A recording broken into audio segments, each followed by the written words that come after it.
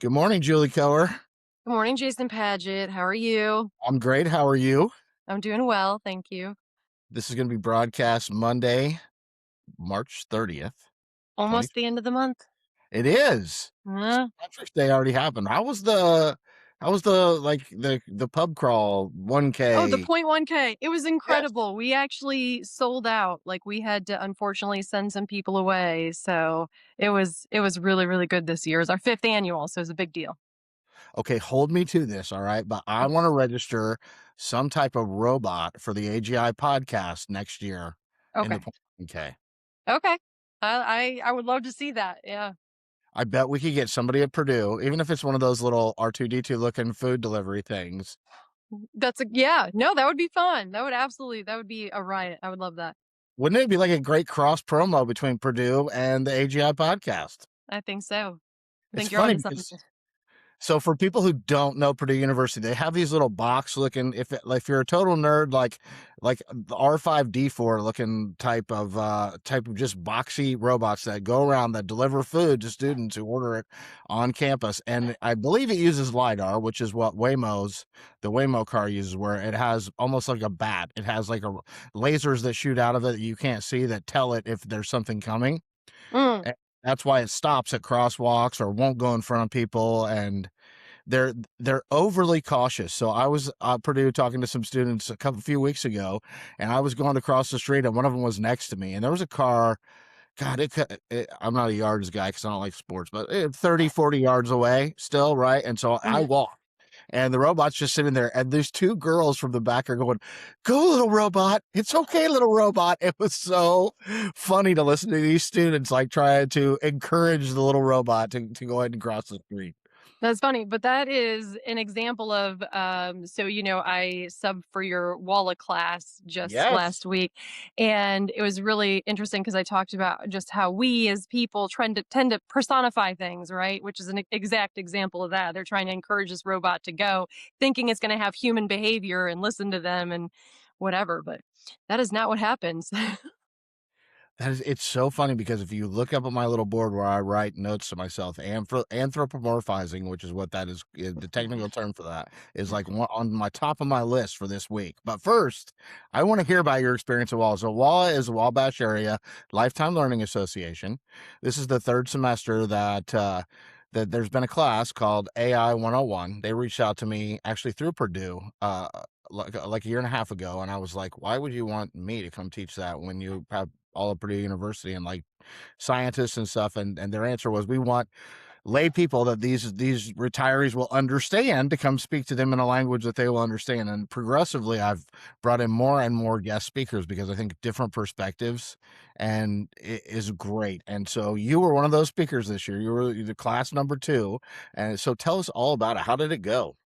It went really well, I actually got to utilize the fact that, and thank you so much because you actually utilized your AI skills to help create a PowerPoint, which I made sure that I shared with them, because that is something I really could lean into more because I do so many proposals for work, and I've just not gone down that route yet. But it was really nice. It was wonderful. They were very receptive, and I made sure that they knew that I too am very much a layman, and I learn from you and a lot of that from this podcast and our conversations that we have. So very intelligent people. I love that they're all trying to learn more.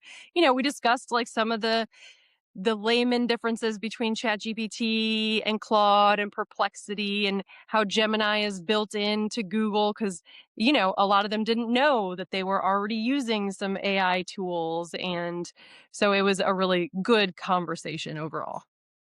That's awesome. And just to like, people love use cases. So I have a Claude project that I use to generate all the show notes for the AGI podcast. I just give it the transcripts and then it creates the show notes. So all I did was go into that Claude project and say, "Hey, Julie is doing a talk for me. And I want you to tell me the top 10 things that she talks about on the show and put it in a report format." And it did that. I stuck that in NotebookLM and then said, create a 10 slide presentation, gave it some parameters around how many words I wanted on each slide, went off and did some other stuff, came back, and boom, there it was. And I sent it to you. So like, yes, it was not no f like, it was unfair of me to put you on the spot to go talk. It was not unfair of you to ask for some type of material, but the fact that now I can do that and, like, I don't have to put 2 hours into it is Right. just insane, right? I mean, that is a great use. Yeah, it was a really great use, and it kept me, on task, so to speak. But I do love, I was done with my portion of the presentation about 25 minutes in. So then we just had free forum, conversation about how they're using it or questions that they may have that I could answer and sometimes I couldn't answer. And we had conversation about how ChatGPT is a little sycophantic compared to, Claude does a really good job of prompting you back to really trying to figure out, what you're looking for exactly. And I appreciate that out of that product, whereas, and I actually, this is interesting, but having a conversation, I'm going to admit it, I love garbage TV, like reality TV, but they were, even in an episode I was watching, two people were using ChatGPT by name and had totally different results. And Mhm. I was like, well, that's a great example of how it's going to tell you what you want to hear based on how it recognizes you, right? So you and I could pull up our ChatGPTs and it's going to give us a little bit of a different answer based on what it thinks we want to know. Yeah. Yeah, and to some that's a bug, and to some it's like a fix. Like to some that's personalization. Depending, and I would just argue it depends on what you're doing, Yeah. right? Depends on what you're using it for, whether that is a feature or a bug. Yeah. So I have to know what garbage TV show were you watching? Real Housewives. Oh, my Beverly wife Hills. watched I which mean, come one? on. I love Beverly Hills.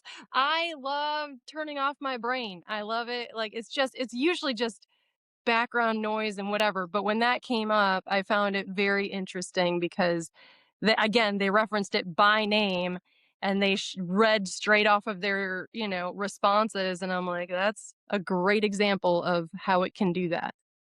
Okay, this is not a poke at you, but we wonder why the algorithms in social media are primed to piss us off when reality TV shows like that are nothing but backstabbing, gossiping, arguing. Like that's what we're attracted to. That's what we have in the White House. You're Yeah. fired, right? I Yeah. mean, it is like I. That's it. I don't want to get too deep into that, but Hmm. does media dictate society or does society dictate media? Like, which is reflecting Chicken which? or the egg, right? I Chicken or the know, egg. that's interesting, isn't it? Because Like, yeah, it is. Well, and you and I sometimes can really align on what people would kind of call like woo woo kind of stuff, right? So is this a reflection of what collectively, you know what I mean? Like, is this a reflection back of what we've been consuming or whatever? Or is that, yeah, who knows? Like chicken or the egg? Don't know.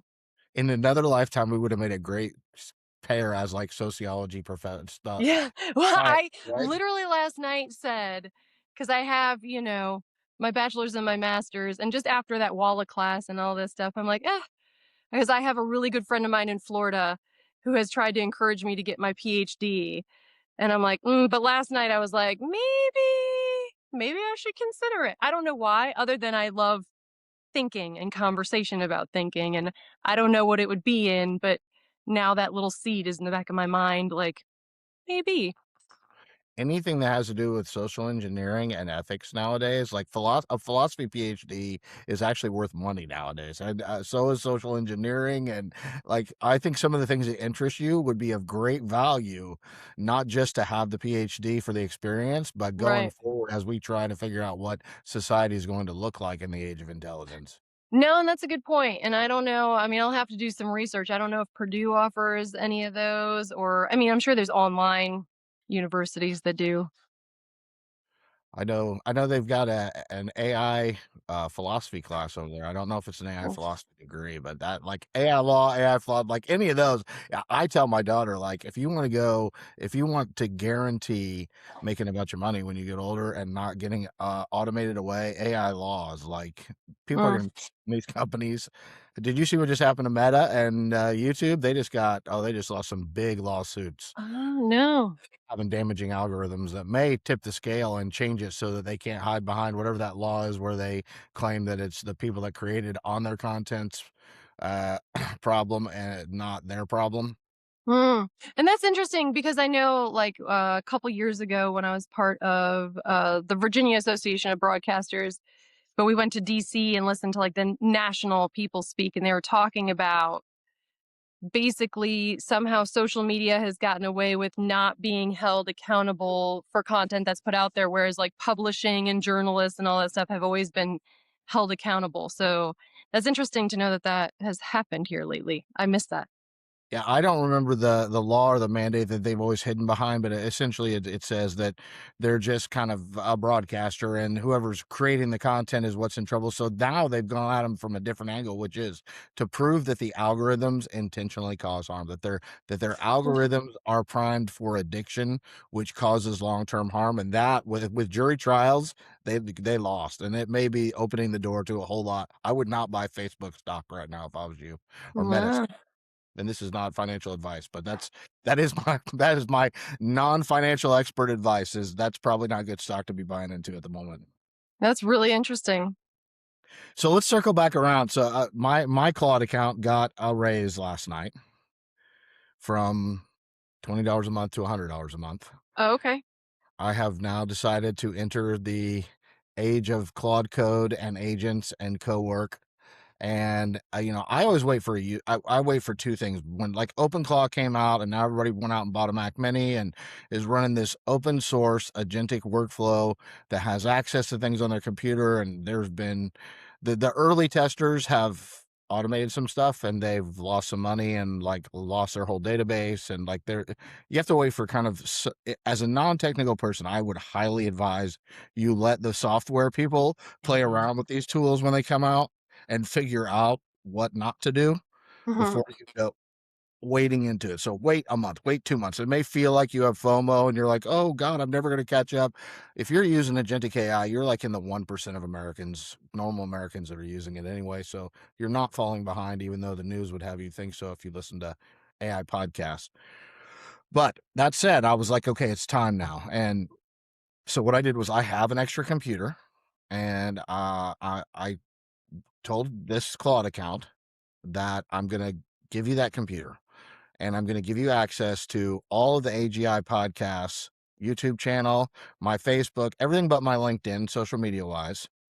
And I'm going to create these podcasts. For now, I'll remain the producer. So I'll add the music at the front. I'll add the thumbnail and everything, and then I'll download it to the computer. But from there, like, it is up to you to post, take the clips, post them. I'll plug you into our Riverside account.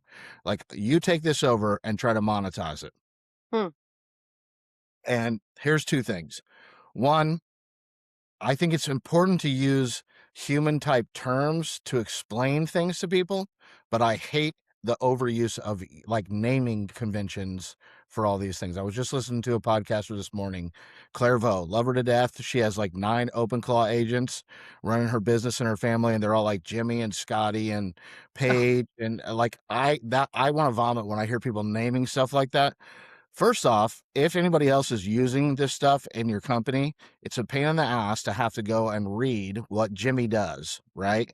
All of my projects, all my agents, all my anything are named what they do, like copywriter, AGI podcast copywriter. That's a project, right? So anybody who goes to that project automatically, if the whole point of this technology is to be more efficient, it is not more efficient to have to go read what the hell the damn thing does. And, or, what if I don't use it for 3 months and I go back? I started that way with my custom GPTs.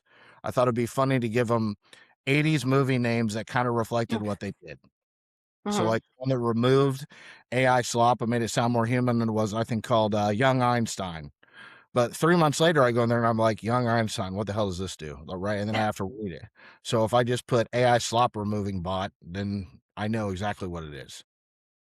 Right. So that's one thing.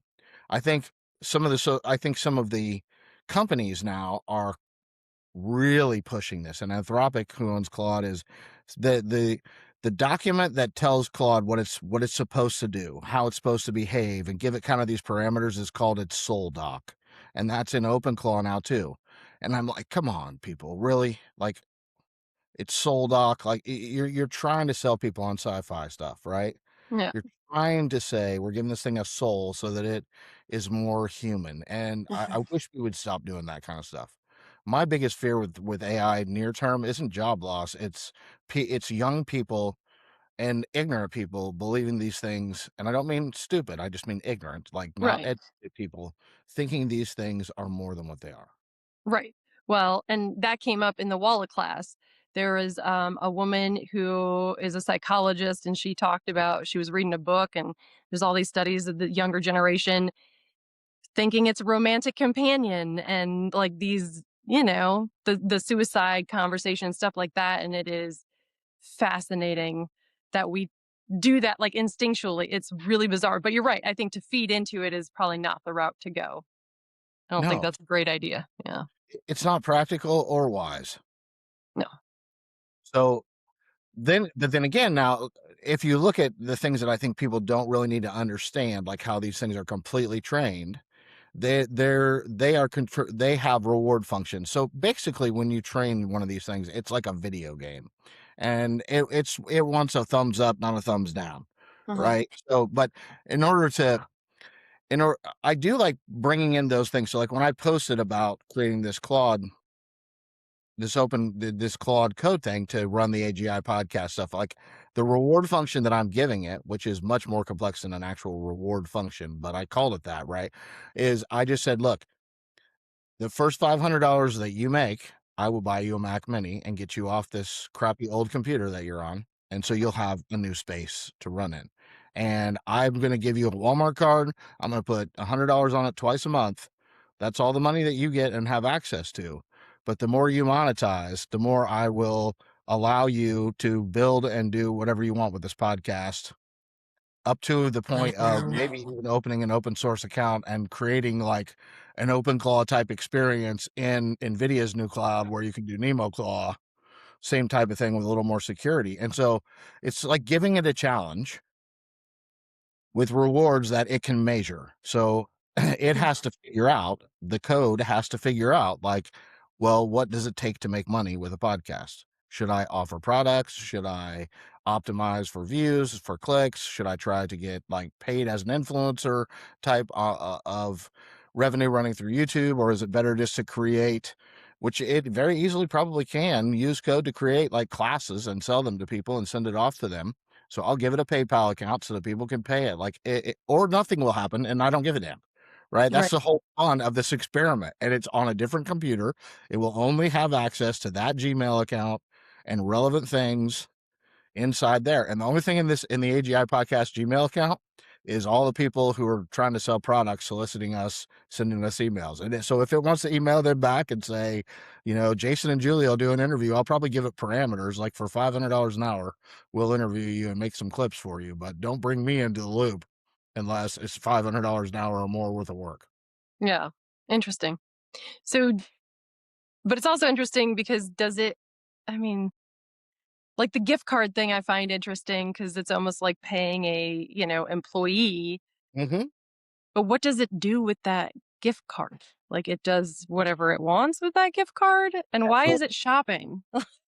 because if it needs other tools, so let's say that it wants to use Zapier in order to connect Riverside to other tools so that they can schedule social media posts. Let's say it wants to use Hoodow or whatever the hell that thing's called. That thing's Yeah. like $30 a month. Well, now it has access to a card, so if it needs subscriptions to add tools to its toolbox, it can order those subscriptions. Interesting. I don't think I wanted to have access to my money. But it All doesn't right. have I'll let you play with access it. to its own money. Yeah, but it's your money that you gave it. It's an investment to see if I get a return on it. So I'm I gonna don't invest disagree. $100. I know it's like some. I will let you experiment, and I'll learn from you. How about that? Because I am sure that there are people that will eventually use it to like budget their money, and like I'm sure that's down the line.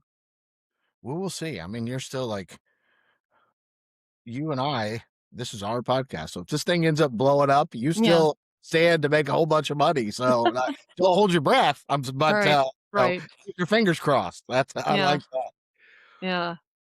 It's interesting. Now, I did also at that Walla opportunity, I did take the chance to talk about where I'd like to see AI come in, especially in the like assisted living and, the robots for my future and communication tools for the now. And, there were other people in the room that felt the same because they're dealing with the same thing, right? Which is hysterical because my parents had me very late in life.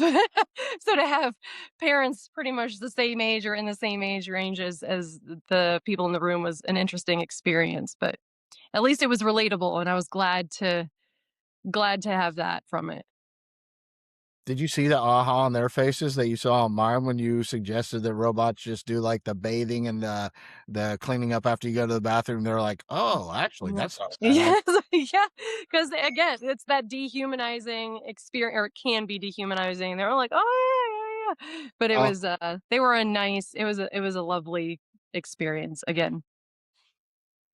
did you get any like naysayers or any like any questions that did my name come up? Oh, I brought your name up a bunch, because obviously, and yes, your name came up. There was one woman who had misunderstood. So we were talking about Claude, and she had notes from the last time you had spoken and was like, "What is open Claude?" And we just had to, because always open claw, you know. So, but there was um, no real doomsday stuff came up. It was very interesting. We all seemed to, and I think you had told me this before I went in, but we were all kind of like on the same page when it comes to advantages, but also concerns about keeping it human and how this can shift. How is this going to shift, schooling for kids as they're grown up? What do we do about soft skills? Like those kind of conversations we all kind of saw it the same way.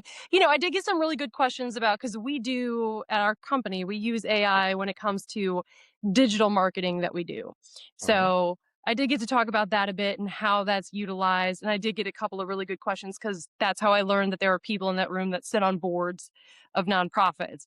So then they were asking, okay, how can we as board members take this information and help these nonprofits, you know, use AI in that world? So that was a really good question and a really good opportunity for me to talk more about, what we do as a company. So that was pretty And cool. start with Citizen AI. You definitely the first thing your Uh, nonprofit needs is a subscription to Citizen AI. that's right. Yeah, that's right. Well, Thank you. sure. No, but because I don't think you guys do the same thing. I don't think you guys do the same thing we do. No, We do not at run all. ads and stuff. Yeah, yeah, yeah, yeah. Citizen AI is more like a navigation of wraparound services for their clients. That's Where right. Yeah. yeah, so so I misspoke. Start with Q1067 and Citizen AI as a combo. There you go. Q106 for your marketing, Citizen AI to help your case managers offload a little bit of that tedious work and help your clients a little more. There you go. I love that. Yes. Yeah. That is definitely and then follow the Citizen AI Q1067 robot as it crosses the finish line next Yeah. year, the 0.5K. I did see, and not to get political, but I did see, the launch of the robot teacher kind of experience that happened over this last week with the first lady. I did not. Tell us Ah. more. That is really, like, truly, I've been trying to mind my P's and Q's and keep my head down, but it was something where she introduced, it was a robot like you want, the ones you see out of, like Asia, right? So the white robot with the Uh-huh. the black head and whatever. And she was talking about introducing it to schools and using it as like a teaching assistant to start. That sounds like Elon's Optimus robot. That's what they Yeah, look. that's what it reminded me of. I would say that. It probably is because they're buddies. Probably. Oh, I mean, come on, people. I don't know. That again, like, no, that's not where we are. Stop trying to put us somewhere where we're not. Yeah. I love Google Classroom and the integration and things like School AI and like these vertical AI things that are created for teachers to help them do their lesson plans, help them use different ways of educating kids that learn different ways, right? Like One of the struggles I think I'm probably having with some of the people I work with now is they like to read a lot, they like to write a lot, and I'm like, I'm not going to read all that. Like, give me something that I can put in NotebookLM and create an audio overview of, and you just educated the hell out of me, right? No. Or give me a video and I'll watch it. But I just like different people have different learning styles, and AI allows these educators to reach kids based on their learning style. Let's worry about that before we worry about putting some creepy ass Optimus robot in the classroom to walk around and be like, Johnny, are you paying attention? Yeah. No, and I agree, and that's been a thing that's existed for a long, long, long, long, long time. Like, I definitely don't learn the same way you learn. Like, I don't I will sit and read, but that's not my preferred. I'd rather jump in and do, right? I'm a very hands-on kind of learner. But you're right. It's like, what is that? There's like a whole saying. It's like teaching a fish to climb a tree, right? Like, you can't put everybody in this same learning skill set because we all do it so differently. I just had another business idea for us though. Oh, what's that? America's Funniest Home Robot Videos. I bet that would work. We I could bet get that a would work. robot and give it a ruler like a nun, like the nuns used to, and they can just walk around the room and smack kids on the hand if they're Yeah. not paying attention. Or we could Yeah. put them all the robots in the military. We used to slap each other on the back of the head if you were like starting to fall asleep. So we That'd could be put all the fun. robots in the desk and they could like hit each other like the Three Stooges when things Three aren't going right. Stooges. Yeah, That'd be fun. that could be fun. Entertaining for sure. Yes, and only a couple $1 million per robot. So that's Drop heck, of the bucket. yeah, dropping the buck. I mean, these days, what's $1 million, you know? That's what we'll do with the first 100 million that we make from your robotic arm that bathes people. That's right. Yep. I like it. Now If it's we can such find a the investors. yes. Mm. Oh, so what else is new, Julie? That's pretty, I mean, overall, that feels like it right now. Did I miss anything? I mean, The federal government's finally put out a framework for safe IU for safe AI policy. So the framework is not meant to be the final document, but they are actually taking steps towards making federal regulation around what it means to deploy safe AI. I think that's a that's positive good. thing that I saw. Um, it's funny you mentioned the difference between OpenClaw and Claude because when OpenClaw first came out, it was called Clawbot, and there was a cease and desist order from Claude, from Lot. Anthropic, that said, "You Mm, sound way too much like us." mm, And so and now the guy that started OpenClaw has been hired by OpenAI to try and advance. I guess that's the biggest news in AI right now that you'll get a kick out of. So OpenAI has decided they're tired of getting their ass kicked by Anthropic at Enterprise, and they are shutting down a bunch of their projects and focusing on coding and Enterprise, and going to try to compete with Anthropic. And so two of those, Sora is going away completely. mm, mm. Like that app is gone, and they're not going to make the sexy conversation available either.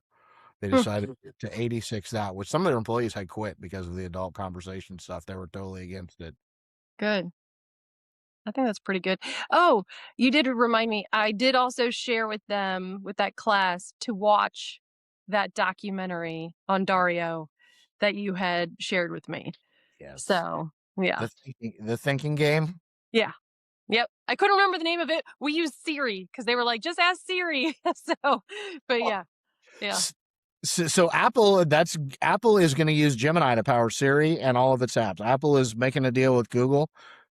So you may find better functionality. Don't hold your breath again. Cross your fingers. Yeah. Don't hold your breath because Yeah. Siri's been promised to improve for about as long as Tesla has promised self-driving, and it's never really happened. But Siri is integrating Google, and so we may get a better Siri. That's funny that you would say that.